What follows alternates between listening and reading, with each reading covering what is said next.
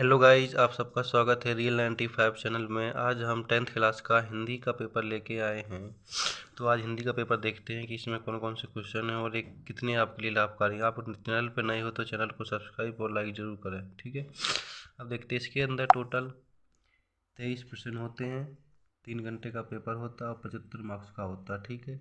अब इसके निर्देश पढ़ना बहुत ज़रूरी है, क्योंकि बिना निर्देश करे पेपर आप करोगे तो कुछ गलत कर सकते हो। जैसे कि सभी प्रश्न करना अनिवार्य है, और का प्रश्न क्रमांक 1 से 5 तक के 30 वस्तुनिष्ठ प्रश्न होते हैं जो 1-1 अंक के होते हैं। 6 से 17 तक के 2-2 अंक के होते हैं। 18 से 20 तक के 3-3 अंक के होते हैं और 21 से 23 तक के 4-4 प्रश्न के होते हैं। इस तरह से प्रश्न दे रखे होते हैं, आपको पढ़ लेना, ठीक है।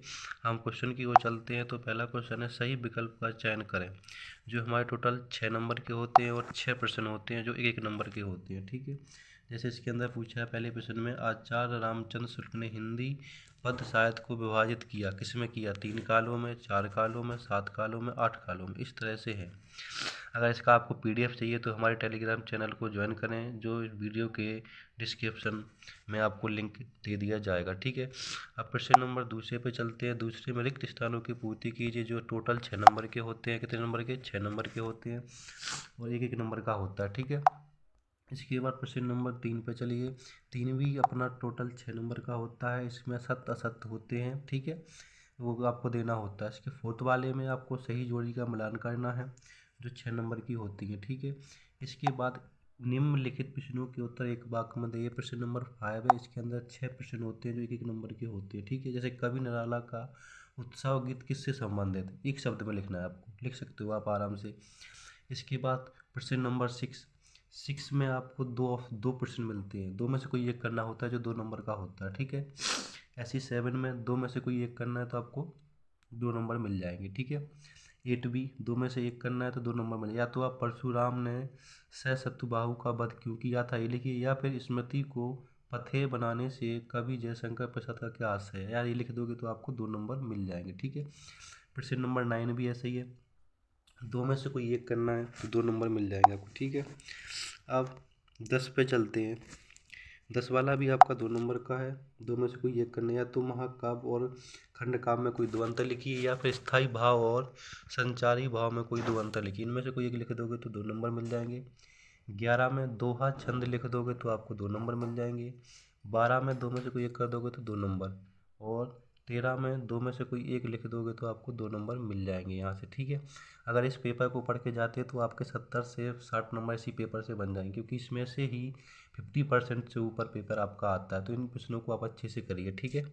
अब आगे वाले प्रश्न पे चलते हैं। 14 नंबर है, जो ये भी 2 नंबर का होता है। इनमें भी दो दो दिए जाते क्वेश्चन, 2 में से कोई एक करना होता है, ठीक है। 15 वाला भी है, 2 में से कोई एक करना है, तो इसमें भी 2 नंबर का है। ऐसे ही 16 वाला है, इनमें भी 2 में से कोई एक करना है, या तो इनके बारे में लिख दो या ये लिख दो। तो ये मुहावरों का अर्थ लेना है आपको, ठीक है।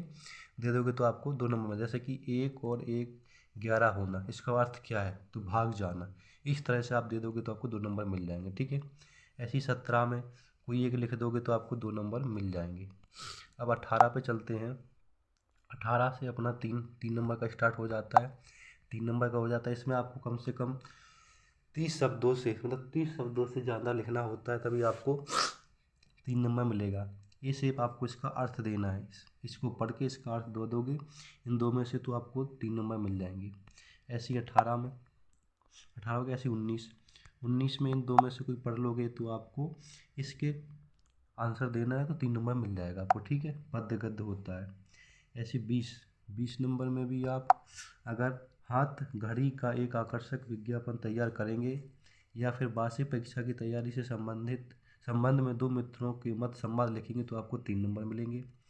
21 वाले में आप पठित काव्यांश अथवा गद्यांश को पढ़कर पूछे गए प्रश्नों के उत्तर दोगे तो आपको 4 नंबर मिलेंगे, जो आपके 1-1 नंबर के प्रश्न होते हैं, ठीक है। नीचे दे रखी है, 2 में से कोई एक कर सकते हो आप, जो आपको अच्छा लगे। ऐसे 22 वाला और 23 वाला। 23 वाले में आपको निबंध लिखना है।